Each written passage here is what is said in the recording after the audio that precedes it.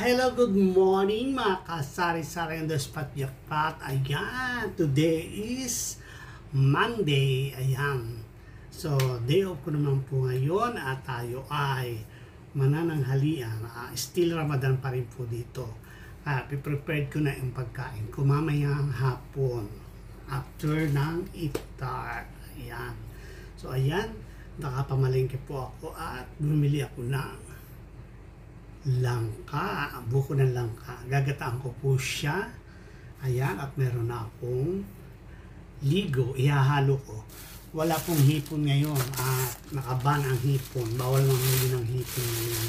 So, meron ako ditong coconut. Ayan.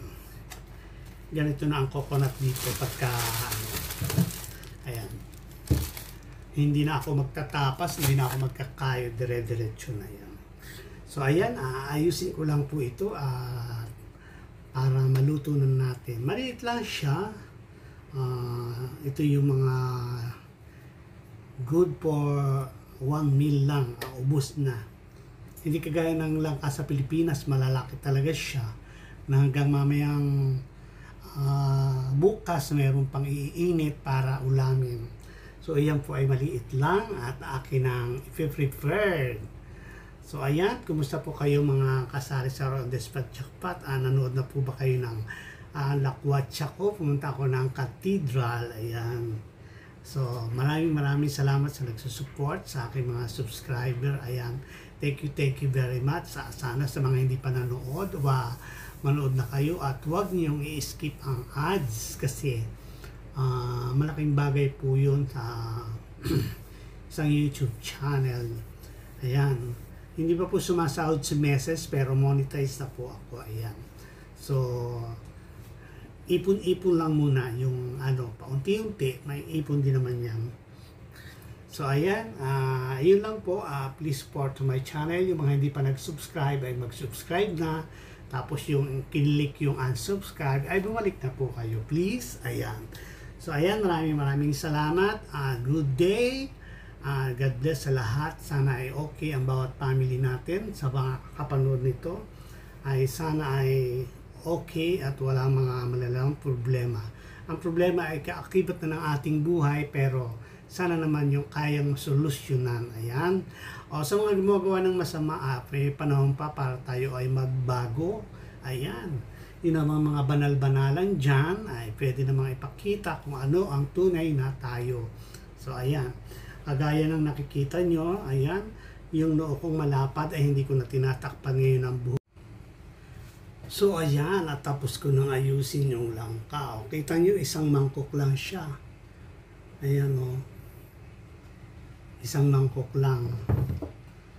So, maggagata na tayo ng niyog ngayon.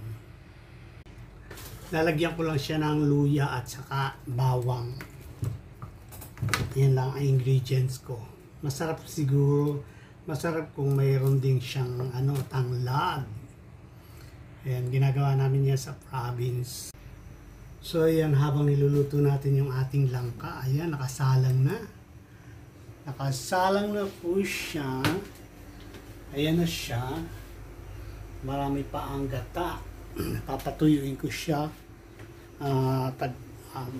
Masarap yung medyo labog siya eh. So ayan, pasensya na kayo. Uuga na naman yung aking stand. So ayan, at habang niluluto ko yung aking langka, ay meron na din ako dito piniprito na sardines. At tapos ayan, malapit na siyang maluto. So ayan, at maya lang ay kakain na tayo ng lunch. Ayan. Masarap po yan. Kombinasyon sa pritong isda. Ayan. Kung nakikita nyo, ayan. Malapit na siya, malabo. Ayan. So, naglalaway na po ako. Ayan, mga kasari-sari. At tayo ay malapit ng lumapang ng tanghali. At ang aking isang ay masyado ng maalog. Ayan po. Pasensya na kayo sa place ko lagi pag nagluluto ako. Maliit lang yung bahay namin. So, ayan. Tiyaga-tiyaga lang. Ganun talaga. Kahapon pala ay kinasal yung aking pamangkin si Irene Felicia. Ayan. So, best wishes sa inyong mag-asawa. Ay, pasensya na kayo, hindi ako nakaka-attend ng mga kasal nyo, mga pamangkin. Ayan. Dahil si Tito ay nagtatrabaho sa malayo. So, ayan, ang hangad ko lang ay forever ang inyong pagsasama. Ayan. Kahit sabi nila, walang forever. So, sikapin natin na tumugal ang ating pagsasama. At kung may problema ay pag-usapan nyo. Ayan. Ganyan lang ang nasasabi ko.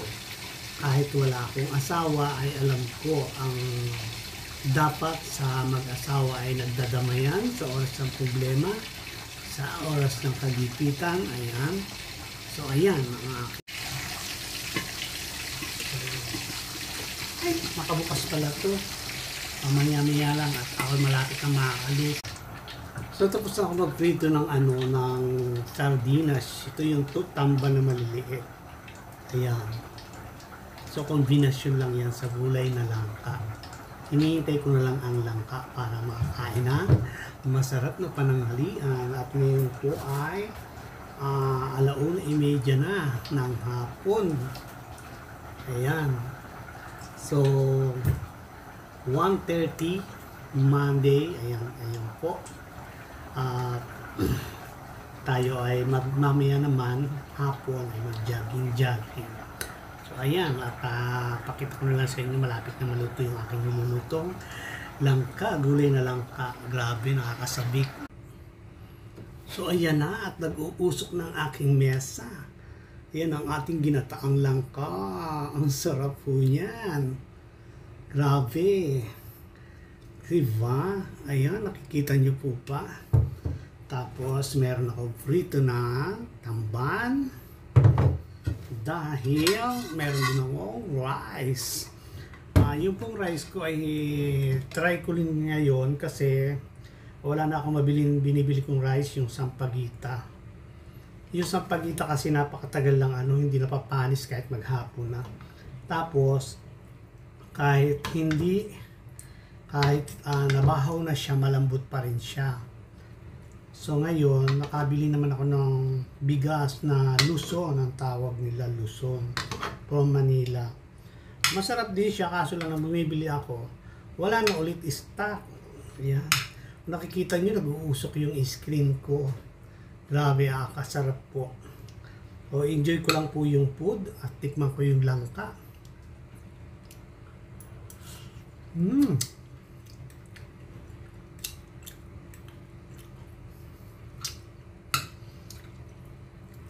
Mahilig po ako sa mainit na pagkain.